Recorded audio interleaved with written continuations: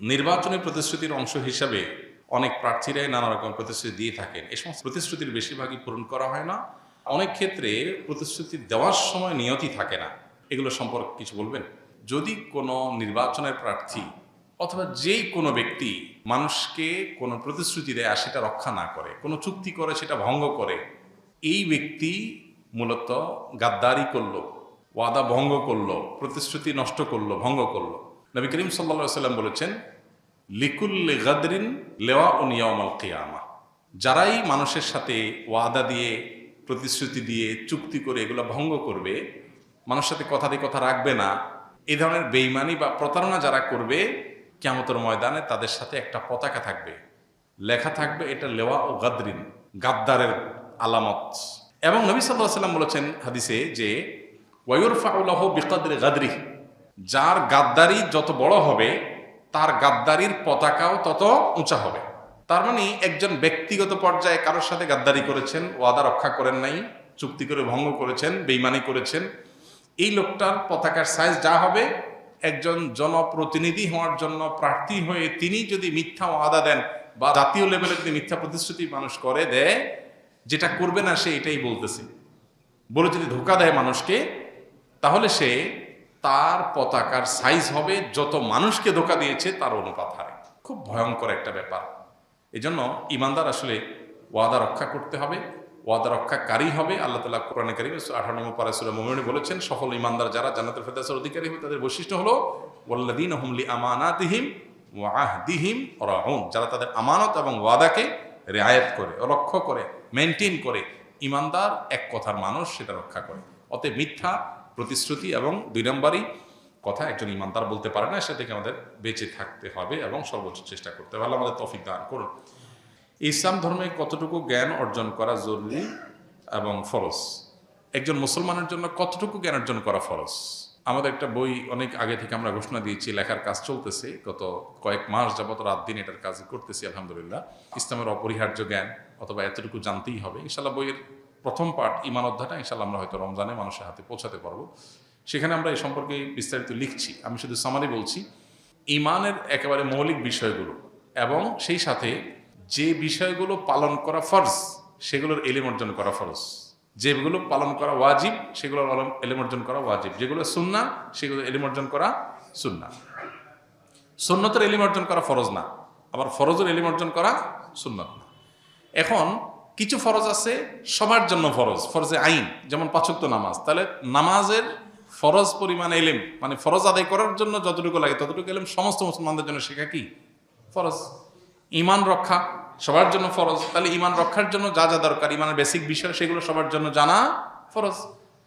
এখন নামাজের কিছু সুন্নত নফল আছে, যে মুস্তাহাব আছে, সেই কাজগুলো সবার জন্য জানা ফরজ না, ওইগুলো জানা মুস্তাহাব বা সুন্নতটা সুন্নাত। এ হলো কতটুকু ইলম অর্জন করা ফরজ, তার মেয়ার বা মিটার।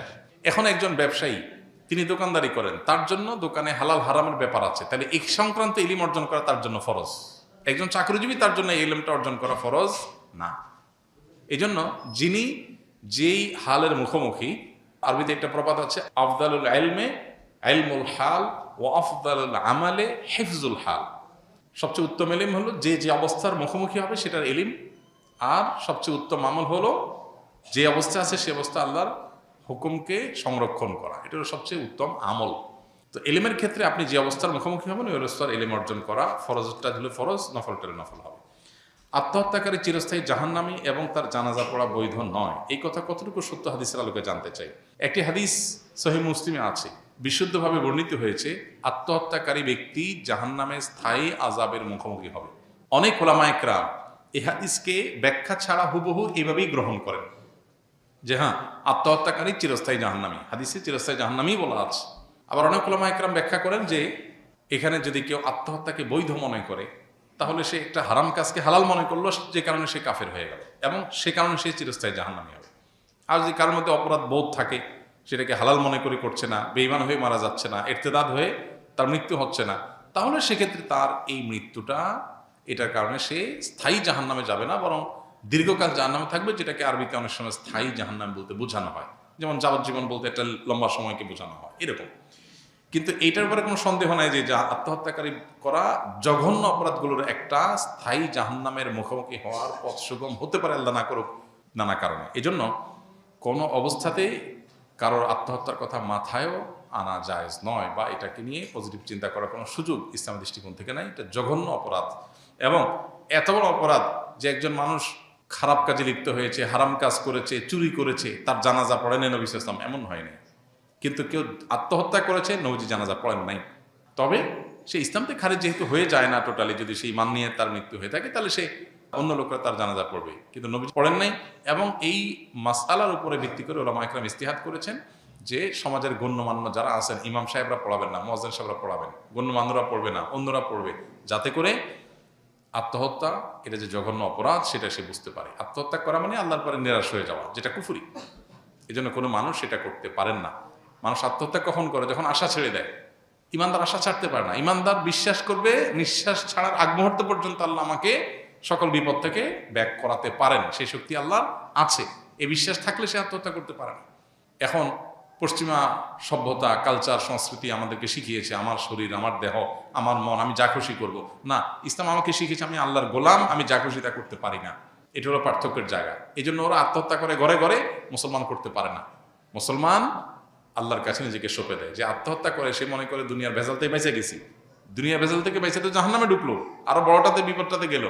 আর যে সবর করে, আল্লাহ তাআলা সবরের বিনিময়ে তার ভুল ত্রুটি মাফ করবেন ইনশাআল্লাহ। আমাদের বাবা ঢাকা নবাবপুরে বিশিষ্ট ব্যবসায়ী, আমি মাদ্রাসায় পড়তাম।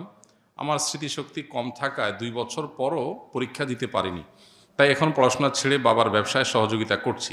আমার বাবা দোকানের কর্মচারীদের সাথে ভালো ব্যবহার করেন, কিন্তু আমার সাথে তিনি গালমন্দ করেন, আমাকে ইঙ্গিত করে কষ্ট দিয়ে কথা বলেন, যার ফলে আমার দোকানের কর্মচারীগণ হাসাহাসি করেন। এতে আমি কষ্ট পাই। এক্ষেত্রে আমার বাবার উদ্দেশ্যে কিছু বলুন। প্রথম কথা হলো যে, বাবা যদি কর্মচারীদেরকে কিছু না বলে সন্তানকে কিছু বলে, তাহলে ধরে নিতে হবে যে সন্তান আপন হওয়ার কারণে তার সংশোধনের জন্য নিজস্ব লোক হিসাবে বলে। আরেকজনের সন্তানকে, আরেকজনের বা ভাইকে, ব্রাদারকে, অন্য ঘরের মানুষকে শাসন করতে ইতস্তত বোধ করেন, কিন্তু নিজের সন্তানকে শাসন করেন। যে অনেক সময় দেখা যায় যে নিজের সন্তানকে বেশি শাসন করা হয়, এটা স্বাভাবিক। যিনি প্রশ্ন করেছেন তাকে বলতে চাই, আপনার বাবা আপনাকে একটু বেশি শাসন করেন, দোকানের অন্য কর্মচারীদেরকে শাসন করেন না। এটা আপনি ঘরের লোক হওয়ার কারণে। কারোর ছেলে বিড়ি খায়, কেউ তাকায়ও না, নিজের ছেলেটা বিড়ি খাইছে দেখলে শাসন করে, এটি তো স্বাভাবিক। বরং তবে আপনি যেটা বলেছেন গালমন্দ করার কথা, সেটা যদি সত্যি আপনার বাবা করেন সেটা অন্যায়। অনেক বাবা আছেন যারা সন্তানদেরকে শাসনের নামে গালমন্দ করেন, মুখ খারাপ করেন, রূঢ় আচরণ করেন, এবং তারা মনে করেন তারা বাবা, তারা মা, তারা যা খুশি তা করবেন। জি না, এত সহজ না। আল্লাহ সুবহানাহু ওয়া তাআলার কাছে আমরা সবাই মুকাল্লাফ, আল্লাহর কাছে আমরা সবাই বান্দা, গোলাম। সো সন্তানের সাথেও আমার আচরণটা সুন্দর হতে হবে। আপনি সন্তানের সাথে যাচ্ছে তা আচরণ করতে পারেন না, শাসনটাও শিখতে হবে।